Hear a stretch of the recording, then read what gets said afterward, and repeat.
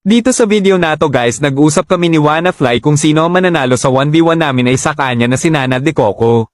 Mia versus Fanny ang aming gagamitin. Pero bugbugin natin ang isang mang-aagaw para maaga natin ang inagaw niya kay Jake. Ipaparamdam natin sa kanya kung ano ang pakiramdam ng maagawan. Kahit isang follow lang guys, bubugbugin ko si WannaFly. Game!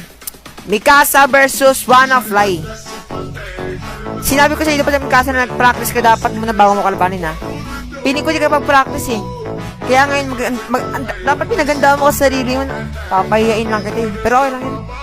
Ginusto mo yung pag-umiwan sa akin kaya tara. Let's go.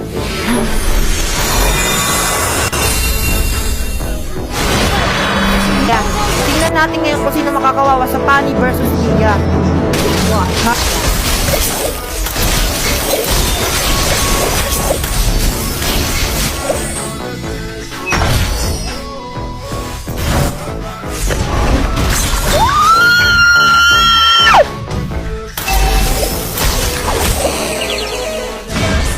Pinagbigyan ko na siya. Naawa ako. Nawalan na ako sa focus ko na siya.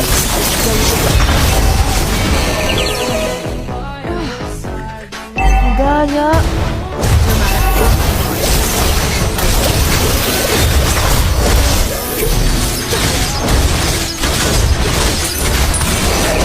Gagi ka. Gaya kasi. Reason na naman. Di nga ako reason. Bakit ba palagi sinasabi reason? Kayo kaya maglaro dito. Ang lag ko na nga palagi para ba nung kasi naka-BP itong Fanny. Daya.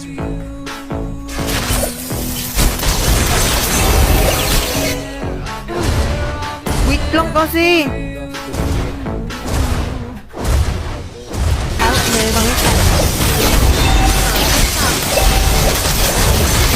Diba? Daya kasi na Daya na ito yung kasi. Pabuild mo ako para fair. Kaya mo lang pumalag kasi nakalamang ka na eh. Ganun siya. Alam niyo nakalamang siya kaya. Pabuild mo ako. Wala. Ipabuild mo ako.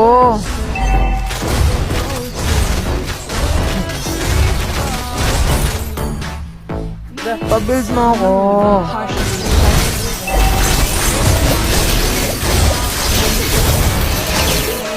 Takti naman Mikasa! Wala!